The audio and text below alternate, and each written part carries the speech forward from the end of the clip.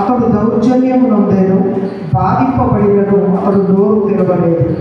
వదకు తేబడు గొర్రె పిల్లయు, బొచ్చు కత్తిరించు వాని ఎదుట గొర్రెయు మౌనంగా ఉంటున్నట్లు అతడు నోరు తెరవలేదు.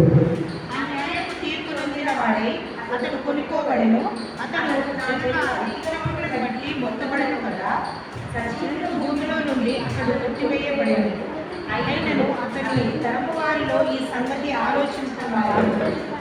అతడు మరణమైనప్పుడు భక్తిహీనులతో అతనికి సమాధి నియమింపబడెను.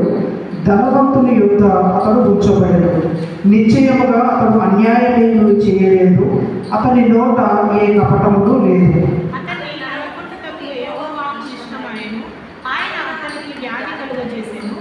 అతడు తనను తానే అపరాధ పరిహారం చేయగా అతని సంతానము చూచును. అతడు దీర్ఘశాంతమును యెహోవా ఉద్దేశము అతని వలన సఫలమగును. అతడు తనకు కలిగిన వేదనను చూచి తృప్తి నొందును. నీతిమంతుడైన నా సేవకుడు జనుల దోషములను భరించి తనకున్న అనుభవ జ్ఞానము చేత అనేకులను నిర్దోషులుగా చేయను. కావున గొప్పవారితో నేను అతని పాలన పంచుకున్నాను, గనులతో కలిసి అతడు కొలసము ప్రయాణించుకును. ఏలయనగా మరణము నొందినందుకు అతడు తన ప్రాణమును ధారపోసెను. అతిక్రమము చేయవారిలో ఎంచబడిన వారిని అనేకులు ఆకులను భరించును. తిరుగుబాటు చేసిన వారిని గురించి విజ్ఞాపనము చేసేది. దేవుని మాటలు దీవించుగాక. ఇక్కడ యెషయా గ్రంథములో చెప్పబడినటువంటి ఈ మాటలు యేసుక్రీస్తు ప్రభు ఎవరు, ఆయన ఎందుకు జన్మించాడు, ఆయన ఎందుకు మరణించాడు, ఆయన జనన మరణ పునరుద్ధానములను గురించినటువంటి ఈ మాటలన్నీ కూడా యెషయా అనేటువంటి ఈ ప్రవక్త 700 సంవత్సరాలకు ముందుగానే, అంటే యేసుక్రీస్తు ప్రభు ఆయన పుట్టక మునిపే, ఈ భూమి మీదకి ఆయన రాక మునిపే 700 సంవత్సరముల ముందే యెషయా ఈ యొక్క మాటలు అన్నీ కూడా ఆయన చెప్పాడు. అనగా యేసుక్రీస్తు ప్రభు సిలువ వేయబడిన రోజు ఏదైతే ఉందో, అనగా గురువారం సాయంత్రం మొదలుకొని అలాగే శుక్రవారం ఈవినింగ్ వరకు ఆ రోజుల్లో ఆ సమయంలో ఏదైతే జరిగిందో ఆ జరిగిన విషయాలన్నీ కూడా 700 సంవత్సరాల క్రితమే ఆయన ప్రవచన రూపకంగా ఈ మాటలన్నింటినీ కూడా యెషయా రాయించడం అనేటువంటిది జరిగింది. అనగా గురువారం సాయంత్రం నుంచి అలాగే శుక్రవారం ఈవినింగ్ వరకు ఏ సంగతులు అయితే జరిగాయో ఆ విషయాలన్నింటినీ కూడా యెషయా భక్తుడు ప్రవచన రూపకంగా మరి ఈ యొక్క అధ్యాయంలో ఆయన రాయించడం అనేటువంటిది జరిగింది. ఇక్కడ ఈ అధ్యాయంలో మనం చూసినప్పుడు 2 విషయాలు మరి ఈ యొక్క అధ్యాయం అనేటువంటిది మనకు తెలియజేస్తూ ఉంది. మొదటి విషయం ఏంటంటే యేసుక్రీస్తు ప్రభు ఎవరు అన్న విషయంకు మనకు సమాధానం ఇస్తుంది. రెండవదిగా యేసుక్రీస్తు ప్రభు ఆయన ఎందుకు చనిపోయాడు, ఎందుకు ఆయన తిరిగి లేచాడు అనేటువంటి విషయాలకు ఈ 2 ప్రశ్నలకు కూడా జవాబు ఈ యొక్క అధ్యాయంలో మనము చూడగలుగుతూ ఉంటాం. మొదటి మాట, యెషయా అనేటువంటి ప్రవక్త చేత యేసుక్రీస్తు ప్రభు పుట్టుకకు 700 సంవత్సరాల పూర్వమే దేవుడు ప్రవచన రూపకంగా యేసుక్రీస్తు ప్రభు యొక్క జనన మరణ పునరుద్ధానముల గురించి యెషయా ప్రవక్త ద్వారా దేవుడు రాయించి పెట్టాడు. ఈ యొక్క అధ్యాయంలో గురువారం యేసుక్రీస్తు ప్రభు చివరి ఆదివారం, చివరి వారం ఏదైతుందో ఆ చివరి దినాలలో, చివరి వారంలో గురువారం సాయంకాలం సమయం నుంచి శుక్రవారం సాయంకాలం సమయం వరకు జరిగినటువంటి ఆ చరిత్ర అంతటి కూడా యెషయా ఈ 53వ అధ్యాయంలో ఆయన రాయించి పెట్టడం అనేటువంటిది మనము చూస్తూ ఉంటున్నాం. ఇక్కడ మొదటి మనం చూసినప్పుడు యేసుక్రీస్తు ప్రభు ఎవరు, ఆయన ఎందుకు ఈ లోకానికి వచ్చాడు అనేటువంటి విషయాలు మనం చదువుకుంటున్నప్పుడు, మరి మొదటి 2 వచనాలు మనం చదువుకుంటున్నప్పుడు, మేము తెలియజేసిన సమాచారం ఎవరు నమ్మెను, యెహోవా బాహువు ఎవరికి బయలుపరచబడెను, లేత మొక్కవలెను ఎండిన భూమిలో కొలిచిన మొక్కవలెను అతడు ఆయన ఎదుట పెరిగేను. తర్వాత అతనికి స్వరూపమైనను సొగసైనను లేదు. మనం అతన్ని చూచి అపేక్షించినట్లుగా అతని యొక్క స్వరూపము ఏది కూడా లేదు అనేటువంటి మాట. కాబట్టి యేసుక్రీస్తు ప్రభు ఎవరు, ఆయన ఎందుకు ఈ లోకానికి దేవుడు పంపించాడు అనేటువంటి విషయాన్ని మనం చదువుకుంటున్నప్పుడు ఇదే పరిశుద్ధ గ్రంథంలో 1 యోహాను పత్రిక 4వ అధ్యాయం 10వ వచనంలో మనం చదువుకుంటున్నప్పుడు అక్కడ దీనికి జవాబు మనము చూడవచ్చు. 1 యోహాను పత్రిక 4వ అధ్యాయము 10వ వచనము, మనము దేవుని ప్రేమించటమని కాదు, తానే మనల్ని ప్రేమించి మన పాపములకు ప్రాయశ్చిత్తమై ఉండుటకు తన కుమారుని పంపెను. ఇందులో ప్రేమ ఉన్నది అనేటువంటి మాట. కాబట్టి మనము దేవుణ్ణి ప్రేమించటమని కాదు, కానీ దేవుడే మనల్ని ప్రేమించి మన పాపములకు ప్రాయశ్చిత్తమై ఉండుటకు తన కుమారుడైన యేసుక్రీస్తు ప్రభువును ఆయన ఈ భూమి మీదికి శరీరధారిగా పంపించాడు అన్న విషయాన్ని మనం ఇక్కడ జ్ఞాపకము చేసుకోవచ్చు. మరి యేసుక్రీస్తు ప్రభువును ఎందుకు శరీరధారిగా తండ్రి అయిన దేవుడు ఈ భూమి మీదికి పంపించాడు అని మనం చూసినప్పుడు యోహాను సువార్త 3వ అధ్యాయము 16వ వచనంలో మనం చదువుకుంటున్నప్పుడు ఎందుకు తండ్రి యేసుక్రీస్తు ప్రభువును శరీరధారిగా ఈ భూమి మీదికి పంపించాడు అన్న విషయాన్ని మనం ఆలోచన చేసినప్పుడు యోహాను సువార్త 3వ అధ్యాయము 16వ వచనానికి మనం జవాబు చూడవచ్చు.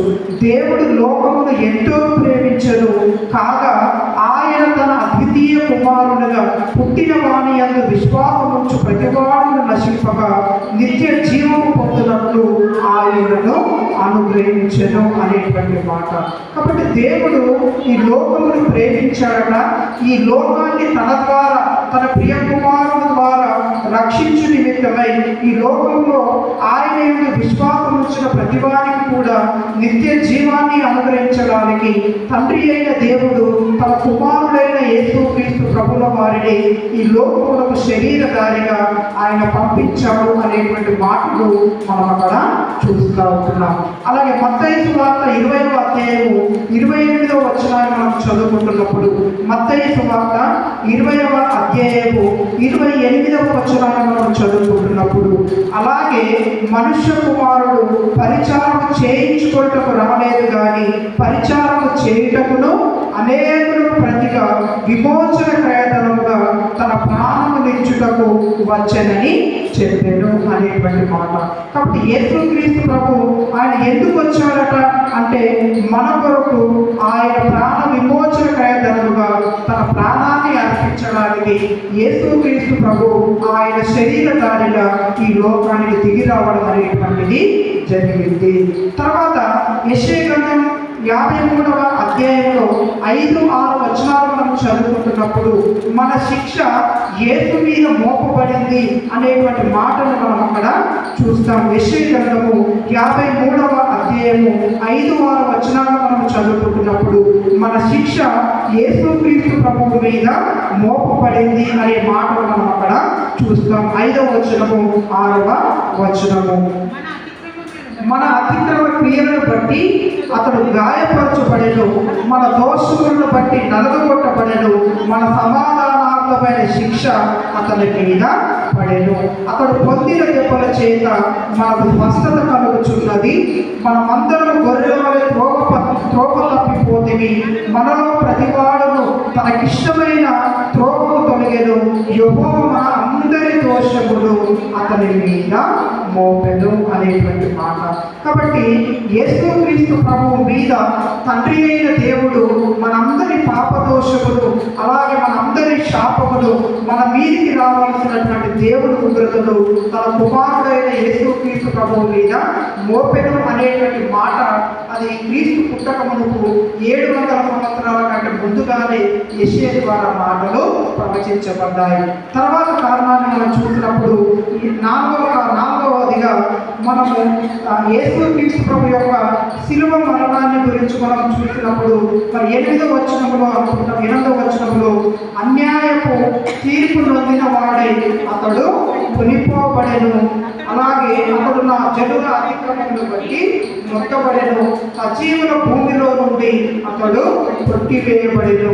అయినను అతని తరము వారిలో ఈ సంగతి ఆలోచించిన వారు ఎవరు అనేటువంటి మాట.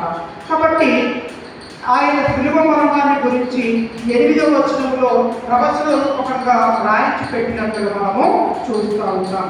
తర్వాత ఆయన సమాధి గురించి, ఆయన ఏ విధంగా సమాధి చేయబడతాడు యేసుక్రీస్తు అనేటువంటి ఆ ప్రవచనం కూడా 700 సంవత్సరాల పూర్వమే ఆయన ప్రవచనాన్ని దేవుడు రాయించి పెట్టాడు. యేసుక్రీస్తు ప్రభు కల్వరి శిలువలో మరణించిన తర్వాత ఆయన ఏ విధంగా సమాధి చేయబడతాడు, ఎక్కడ సమాధి చేయబడతాడు విషయాన్ని కూడా మరి యేసుక్రీస్తు ప్రభు గురించి ప్రవచనాన్ని దేవుడు ముందుగానే రాయించి పెట్టాడు. 9వ వచనం యెషయా గ్రంథము 53వ అధ్యాయము 9వ వచనాన్ని మనం చదువుకుంటున్నప్పుడు, అతడు మరణమైనప్పుడు భక్తి వీరులతో అతనికి సమాధి నియమింపబడెను, ధనవంతుని యొక్క అతడు ఉంచబడెను అనేటువంటి మాట. కాబట్టి శిలువ మీద మరణించిన వారిని శాపగ్రస్తమైన మరణంగా దాన్ని ఎంచేటువంటి వారు. ద్వితీయోపదేశ కాండంలో మనం చదువుకుంటున్నప్పుడు శిలువ మరణం అనేటువంటిది అది శాపగ్రస్తమైన మరణంతో దాన్ని ఎంచేటువంటి వారు. ద్వితీయోపదేశ కాండం 21వ అధ్యాయంలో మనం చదువుకుంటున్నప్పుడు 22, 23 వచనాలు మనం చదువుకుంటున్నప్పుడు, మరణ శిక్షకు తగిన పాపం ఒకడు చేయగా అతన్ని చంపి ప్రాణం మీద వేలాడదీసిన ఎడల అతని శవము రాత్రి వేళ ఆ ప్రాణం మీద నిలవకూడదు. వేలాడదీయబడిన వాడు దేవుడిని శాపగ్రస్తుడు గనక నీ దేవుడైన యెహోవా శాస్త్రముగా నీకు ఇచ్చుచున్న దేశమును నీవు అపవిత్రపరచుకుంటున్నట్లు అగత్యముగా ఆ దినమున వారిని పాతి పెట్టవలెను అనేటువంటి మాట. ఈ శిలువ మరణం అనేటువంటిది ఆ యూదులు అది శాపగ్రస్తమైన మరణంగా దాన్ని ఎంచేటువంటి వారు. కాబట్టి ఈ శిలువ మరణమైనటువంటి వారిని ఎవరు కూడా ముట్టుకోవడానికి, వారిని సమాధి చేయడానికి ముందుకు వచ్చేటువంటి వారు కాదు. ఇప్పుడు యేసుక్రీస్తు ప్రభు ఆయన అన్యాయపు తీర్పు నొందిన వాడై, ఆయన కల్వరి శిలువకు అప్పగించిన వాడై, ఆయన కల్వరి శిలువలో ఒక శాపగ్రస్తమైన మరణాన్ని ఆయన పొందాడు. ఇప్పుడు ఆయన ఏదో మామూలుగా తీసుకొని వెళ్ళి ఒక అనాథ శవాన్ని ఎక్కడో పాతి పెట్టాలనే ఉద్దేశంతో వారు ఉన్నారు. కానీ దేవుడు తాను ముందుగానే ప్రవచించినటువంటి ఆ ప్రవచనం చొప్పున మరి ఆయనను మరి అరిమతయి యోసేపు అనేటువంటి ఒక పరిసయ్యుడు, అలాగే నికోదేము అనేటువంటి 2 ధనవంతులు కూడా వారు పిలాతు దగ్గరికి వెళ్ళి, వారు తెగించి పిలాతు దగ్గరికి వెళ్ళి యేసుక్రీస్తు ప్రభు యొక్క డెడ్ బాడీని మేము తీసుకొని వెళ్ళి మేము సమాధి చేస్తాం, యూదుల మర్యాద చొప్పున అని చెప్పేసి వారు అడిగి మరీ వెళ్ళి యేసుక్రీస్తు ప్రభు యొక్క డెడ్ బాడీని వారు తీసుకొని వెళ్ళి ఆ డెడ్ బాడీని సుగంధ ద్రవ్యాలను చూసి, నారబట్టలు చూసి, అరిమతయి యోసేపు అనేటువంటి గొప్ప ధనవంతుడు తన కొరకు కొలిపించుకునేటువంటి సమాధిలో యేసుక్రీస్తు ప్రభువును ఆయన సమాధి చేసినట్టుగా మనము లూకాసు వార్తలో మనము చూస్తూ ఉంటాం. లూకాసు వార్తలో 23వ అధ్యాయం అనుకుంటాను. లూకాసు వార్త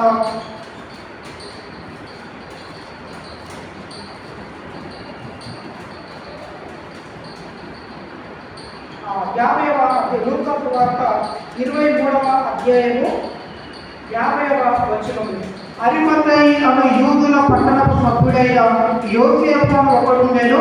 అతడు సజ్జనుడును నీతిమంతుడునై ఉండి వారి ఆలోచనకు వారు చేసిన పనికి సమ్మతింపక దేవుని రాజ్యం కొరకు కనిపెట్టుచుండిన వాడు.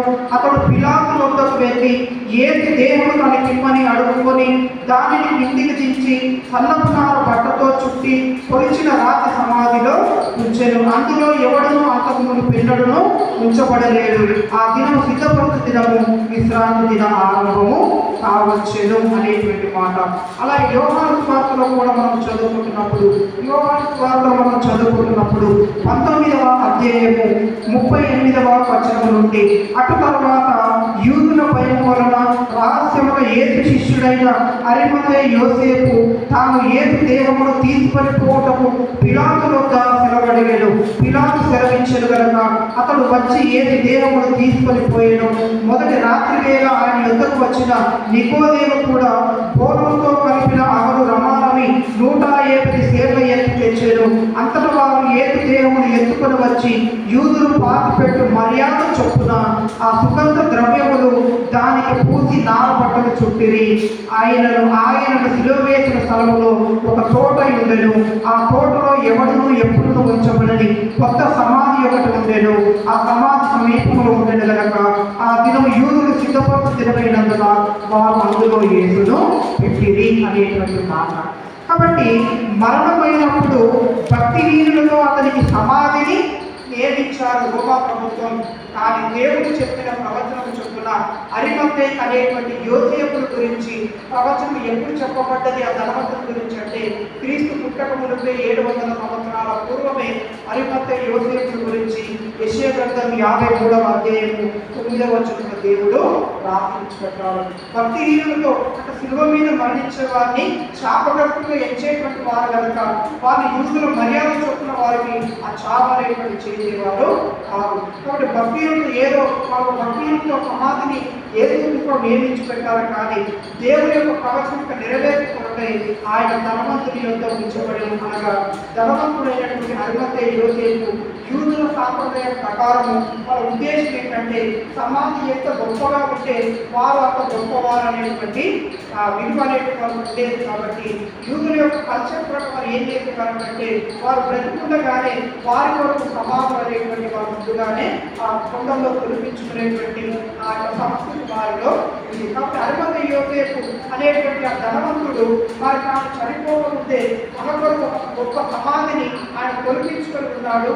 యేసుక్రీస్తు మరణించిన తర్వాత అరిమత్తై యోసేపు తాను తన కొరకు తొలగించుకున్నటువంటి ఆ సమాధిలో యేసుక్రీస్తు తీసుకొని వెళ్ళి అందులో ఆయన సమాధి చేసినట్టుగా మనం యొక్క మాటలు బట్టి అలా యోహాను సువార్త, లూకాసు సువార్త, మత్తయి సువార్తలో, మార్కు సువార్తలో యేసుక్రీస్తు సమాధి చేయబడిన పద్ధతిని మనం చదువుకున్నప్పుడు ఆ యొక్క మాటలు కూడా మనము గమనించవచ్చు. కాబట్టి యేసుక్రీస్తు ఆయన పుట్టుకల గురించి, ఆయన మరణాన్ని గురించి, ఆయన ఏ విధంగా సమాధి చేయబడతామన్న విషయం గురించి, అలాగే ఆయన పునరుద్ధానం గురించి కూడా 700 సంవత్సరాల పూర్వమే యెషయా భక్తుల చేత దేవుడు ప్రవచన రూపకంగా ఆ మాటలన్నింటినీ దేవుడు రాయించి పెట్టాడు. ఇక్కడ 10వ వచనంలో మనం చదువుకుంటున్నప్పుడు యేసుక్రీస్తు ప్రభు యొక్క పునరుద్ధానం గురించి మనం అక్కడ చదువుతా ఉంటాం. 10వ వచనంలో అతన్ని నడగొట్టుటకు యెహోవాకు ఇష్టమాయెను, ఆయన అతనికి వ్యాధి కలగజేసెను, అతడు తన్ను తానే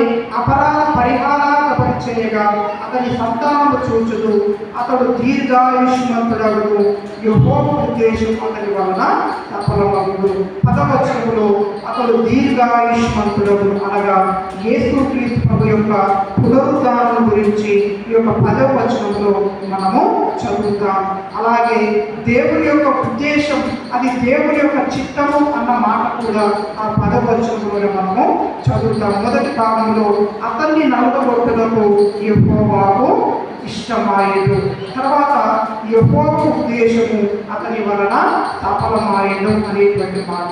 అనగా యేసుక్రీస్తు ప్రభు ఈ లోకంలో జన్మించడం, ఆయన శిలువ మీద మరణించడం, ఆయన పునరుద్ధానం చెందడము, ఆయన రెండవసారి ఈ లోకానికి తిరిగి రాబోవడము, ఈ లోకాన్ని 1000 ఏళ్ళు పరిపాలన చేయడము, ఈ ప్రపంచానికి తీర్పు తీర్చడము, ఇవన్నీ కూడా దేవుని ప్రణాళికలో భాగమే కనుక, దేవుని యొక్క ఉద్దేశమే అది కనుక అసలు యేసుక్రీస్తు ప్రభువును ఈ లోకానికి పంపించిందే పాపమైన మన కొరకు ఆయన శిలువలో మరణించాలని, మన పాపాలకు ప్రాయశ్చిత్తం కలుగ చేయాలన్నదే తండ్రి అయిన దేవుని యొక్క ఉద్దేశం యేసుక్రీస్తు ప్రభు పట్ల కనుక యేసుక్రీస్తు ప్రభు యొక్క శిలువ మరణం ద్వారా తండ్రి యొక్క ఉద్దేశం అనేటువంటిది ఆ రోజున నెరవేర్చబడింది.